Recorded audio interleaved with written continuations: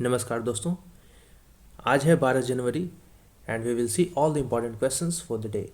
साथ ही वीडियो को लाइक करना एंड शेयर करना ना भूलें और चैनल को subscribe and to press the bell icon is important to receive the notification at the earliest.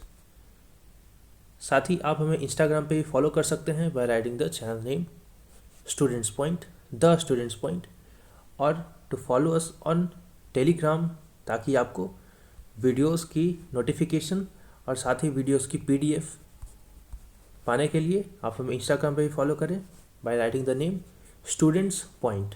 Okay, let's begin now. Here is a question for the day जिसका जवाब आप सभी को कमेंट सेक्शन में बताना है। क्वेश्चन है कि India's first indoor sky park will be developed at, these are the options, read the options carefully and then answer it in the comment section.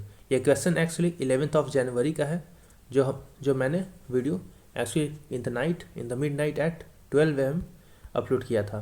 तो most of the people have not watch that video, so go there and watch the video of previous day. I have uploaded that video in the midnight at 12 AM। Let's begin now.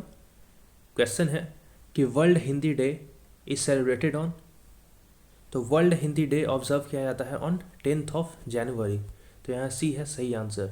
ये वो दिन है जब first world Hindi conference organize किया गया था इन नागपुर इन 1975। ये भी क्वेश्चन इंपॉर्टेंट है कि फर्स्ट वर्ल्ड हिंदी कॉन्फ्रेंस कहाँ ऑर्गेनाइज किया गया था, तो it was organized in Nagpur in Maharashtra in the year of 1975। और ये इनॉग्रेट किया गया था by the prime minister of India, the then prime minister Indira Gandhi. और फर्स्ट वर्ल्ड हिंदी कब मनाया गया, तो वो मनाया गया 2006 में under the prime ministership of Manmohan Singh. तो 2006 में ये इसे शुरू किया गया to celebrate this day January 10 as world Hindi day. और आप ध्यान दें कि हिंदी जो है थर्ड लार्जेस्ट स्पीकिंग लैंग्वेज है in the world after English and Mandarin. English और मैंडरिन मोर देन 1000 मिलियन लोग बोलते हैं, और वहीं हिंदी बोली जाती है बाई 615 मिलियन स्पीकर्स, यानी कि 61.5 करोड़ लोगों द्वारा हिंदी बोली जाती है। Next question, Kepulauan Seribu island recently news is located in, तो ये केपुलुआन सेरुबू आइलैंड लोकेटेड है in the country of Indonesia. तो यहाँ ए है सही आंसर। ये आइलैंड न्यूज़ में इसलिए था क्योंकि यहाँ पे बोइंग 737-501 नामक एयरक्राफ्ट जो है वो क्रैश कर गया है। और ये आइलैंड कहाँ है, तो इंडोनेशिया में। और ये फ़्लाइट टेक ऑफ किया था फ्रॉम जकार्ता सोकार्नो हाटा एयरपोर्ट। और ये 1000 आइलैंड्स एयरपोर्ट को ऑफिशियली कहते हैं केपुलुआन सेरुबू आइलैंड। और ये एक चेन ऑफ आइलैंड्स है जिसमें 1000 आइलैंड लोकेटेड हैं, मोर देन 1000 आइलैंड्स। और ये नॉर्थ ऑफ जकार्ता कोस्ट के पास लोकेटेड है। देखिए ये है साउथ ईस्ट एशिया का मैप, और ये है जकार्ता, और जकार्ता के नॉर्थ में ये आइलैंड लोकेटेड है। सी हियर, यहाँ से ये स्वराज एयर क्राफ्ट जो था वो लॉस्ट कॉन्टैक्ट। ये बोइंग 737 पैसेंजर्स प्लेन, इसमें 182 पैसेंजर्स बैठे हुए थे, और अल्टीमेटली पाया गया कि ये प्लेन क्रैश कर चुका है।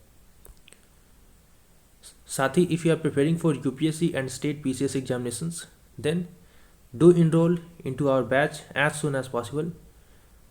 The fee for this course is reduced to a pocket-friendly price at just ₹2449. The link for subscription have been provided below comment section as well as in the description box. और subscribe करने के बाद don't forget to send your confirmation here at pointstudent2020@gmail.com. As soon as you send your confirmation, you will start receiving the notifications for the videos. साथ ही if you have financial issues, you can choose this option to pay the fee in 2 installments. Okay, so do enroll as soon as possible as the time is very less for appearing in June UPSC. But for those who are going to appear in PCS examinations of their state later on after the month of June, आपके पास तो abundant time है, तो आप अभी से enroll कर लें और चीज़ों को complete करके you can easily revise those things. So do enroll for both. It is important to do enroll as soon as possible. जिनका एग्ज़ाम लेटर मंथ्स में है उनके लिए ये अच्छी अपॉर्चुनिटी है, उनके पास टाइम है कि स्टार्ट करें अभी से और प्रिपरेशन अपनी स्टार्ट करें ताकि लास्ट में हरी अप में आपकी चीज़ें कॉन्सेप्ट्स छूटे ना. Do start your preparation right now so that at the end you can do revise the basic concepts and the important concepts. साथ ही if you are preparing for Uttar Pradesh and Bihar public service commission, तो एक test series चलाई जा रही है जिसमें 25 test होंगे eight just ₹499. और इस 25 टेस्ट में 20 टेस्ट सब्जेक्ट वाइज होंगे और 5 टेस्ट फुल लेंथ टेस्ट होंगे. ध्यान दें, 5 टेस्ट फुल लेंथ टेस्ट ये कम्प्लीटली आपके एग्जामिनेशन पैटर्न पे बेस्ड होगा और इन टेस्ट सीरीज़ के आपके PDF और वीडियोस भी प्रोवाइड कराई जाएगी. अगेन इसका भी लिंक आपको सब्सक्रिप्शन के लिए दिया गया है कमेंट सेक्शन में और वीडियो के डिस्क्रिप्शन बॉक्स में. Next question now. Vahan portal often mentioned in news is an initiative of. तो वाहन पोर्टल नाम से ही लग रहा है कि it is an initiative of ministry of road transport and highways. So here A is the right answer. इसका purpose क्या है? ये पोर्टल जो है इससे गवर्नमेंट इशू कर सकती है international driving permit for Indian citizens जो कि बाहर हैं यानी देश के बाहर हैं और उनका इंटरनेशनल ड्राइविंग परमिट एक्सपायर हो चुका है. तो वो इंडियन एम्बेसी में जाकर वहाँ पर उस कंट्री में अपने रिन्यूअल के लिए यहाँ पे अप्लाई कर सकते हैं और इंडियन एम्बेसी में अप्लाई करते ही उसका नोटिफिकेशन और इन्फॉर्मेशन यहाँ पे इस पोर्टल पे आ जाएगा और यहाँ पे गवर्नमेंट फिर उसे कंसीडर करके अप्रूवल देगी. Next question now. Consider the following statement about लीडार. देखते हैं.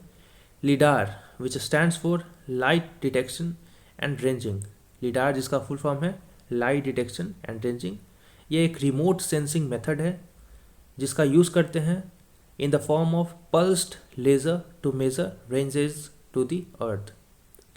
यानी कि लीडार जो कि लाइट डिटेक्शन रेंजिंग है इसका यूज़ करते हैं हम वेरिएबल डिस्टेंस को मेज़र करने के लिए.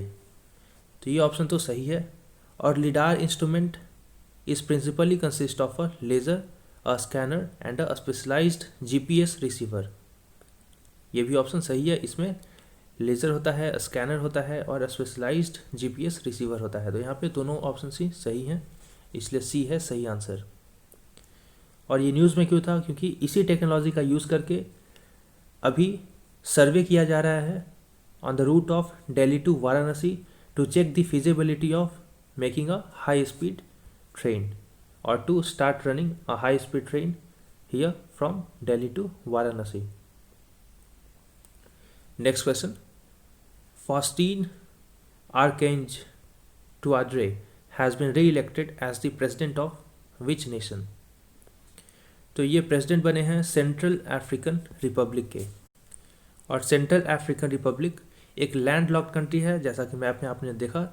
और it is bordered by Chad in north, Sudan in the north east, South Sudan to the south east and Democratic Republic of Congo to the south and Republic of Congo to the south waste.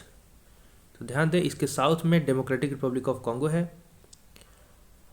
North में Chad है और north east में है Sudan और south east में है South Sudan. Next question. अब Reserve Bank of India ने हाल ही में एक सेटअप किया है एक एकेडमिक एडवाइजरी काउंसिल जिसका पर्पस होगा to advise the full time director, appointment of full time director of the central bank's college of supervisor. तो इस एकेडमिक एडवाइजरी काउंसिल के चेयरपर्सन किन्हें अपॉइंट किया गया है? तो इसके चेयरपर्सन है NS Viswanathan. So here see is the right answer. और NS विश्वनाथन को इस कमिटी का या इस काउंसिल का चेयरमैन बनाया गया है to strengthen supervision over regulated entities, और ये रीइंफोर्स करेगी the supervisory skills among its regulatory and supervisory staff at both entry level as well as on a continuous basis. अब तक अगर वीडियो आपको अच्छी लगी हो तो वीडियो को लाइक एंड शेयर करना ना भूलें. साथ ही चैनल को सब्सक्राइब करना और बेल आइकन दबाना बहुत ही ज़रूरी है to receive the notification of all the latest important videos. अगर आप सिर्फ चैनल को सब्सक्राइब करते हैं लेकिन बेल आइकन को दबाना भूल जाते हैं तो आपको वीडियोस की नोटिफिकेशन नहीं मिलेगी. इसलिए सब्सक्राइब करने के बाद बेल आइकॉन भी जरूर दबाएं। Next question now, consider the following statements about legal entity identifier. What is it, क्या है ये legal entity identifier? Let's see. SEBI has introduced the legal entity identifier for large value transactions in centralized payment systems। जी नहीं, ये option गलत है। क्यों? क्योंकि legal entity identifier has recently been introduced by Reserve Bank of India. RBI ने इसे introduce किया है, ना कि सेबी ने। So first option is incorrect and this legal entity identifier is a 20-digit number used to uniquely identify parties to financial transactions worldwide. This is correct. Remember this, very important, that it is a 20-digit. They may even ask you directly this question, that legal identifier or legal entity identifier has how many digits? They will give the options 16, 17, 18 and 20, or let's say 17, 18, 19 and 20. Then it would be 20. Okay, so here only second option was correct, so our A option is correct. तो जैसा कि मैंने बताया कि RBI has introduced it, not SEBI, and RBI has now decided to introduce LEI system for all the payment transactions of value of rupees 50 crore and above undertaken by entities or non-individuals. Now please focus here that it is talking about the transactions taken by non-individuals using RBI run centralized payment system, which includes NEFT and RTGS. They may ask you the full form of NEFT and RTGS as well. So what is it? NEFT stands for National Electronic Funds Transfer और RTGS का full form होता है real time gross settlement. ध्यान दें, RTGS का full form real time gross settlement और NEFT का national electronic funds transfer. और ये कंसीव किया गया था as a key measure to improve the quality and accuracy of financial data systems for better risk management after the global financial crisis which happened in the year 2008-09। ठीक है, next question now, payment infrastructure development fund scheme के बारे में दिए गए statements को consider करें। So let's consider the following statements about payment infrastructure development fund scheme. This scheme is intended to subsidize deployment of payment acceptance infrastructure in Tier 3 and Tier 6 centers with a special focus on the northeast states of the country. So this is correct. And an advisory council under the chairmanship of RBI Deputy Governor BP Kanungo has been constituted for managing the Payment Infrastructure Development Fund scheme. तो ये scheme, ये option भी सही है, तो दोनों option again सही हैं, so C is the right answer. So RBI has announced the operationalization of this Payment Infrastructure Development Fund scheme और इसमें कितना अमाउंट ऑफ कॉर्पस रखा गया है, तो 345 crore, with 250 crores will be contributed by RBI and 95 crores will be contributed by major authorized card networks in the country. Next question now, risk based internal audit framework किसने issue किया है? ये internal audit framework or risk based internal audit framework has been issued for a strengthening of governance arrangement for banks. तो जैसा कि मैंने banking में पढ़ाया था कि बैंक्स को रेगुलेट कौन करता है, तो इट इज़ RBI। तो यहाँ पे कोई और संस्था तो आ ही नहीं सकती, तो it is RBI which will regulate banks and for its regulation RBI ने अभी इशू किया है risk based internal audit. So here C is the right answer. RBI has issued risk-based internal audit framework for strengthening governance arrangements of banks, and इसका purpose क्या है? To bring uniformity in approach followed by banks, as also to align the expectation in internal audit functions with the best practices. और इसके अंदर कुछ advice दिया गया है, जैसे कि internal audit function shall not be outsourced, staff का रोटेशन कंटिन्यूसली होना चाहिए, अदरवाइज सेम स्टाफ एक ही जगह पे अगर एम्प्लॉयड होंगे तो हो सकता है कि वो करप्ट हो जाएं या फिर करप्ट एक्टिविटीज़ में इन्वॉल्व हो जाएं। साथ ही authority, stature and independence of the head of internal audit. ध्यान दें कि कौटिल्य या फिर चाणक्य ने भी ये एडवाइस किया था टू द मौर्यन एडमिनिस्ट्रेशन कि जो गवर्नमेंट ऑफिसर्स का है उनका टाइम टू टाइम या फिर ज़्यादा टाइम ना हो, विद इन 1 to 2 ईयर्स उनका एक जगह से दूसरी जगह ट्रांसफ़र होते रहना चाहिए, सो दैट वहाँ का सिस्टम वो जब तक समझें और जब तक चांसेस बढ़ जाएं कि वो करप्ट एक्टिविटीज़ में अब इन्वॉल्व हो सकते हैं, उससे पहले ही उनका वहाँ से ट्रांसफ़र कर दिया जाए। Now the next question and the last question for the day. Recently seen in news, period room has been set up in, so it has been launched in Thane in Maharashtra. So here B is the right answer.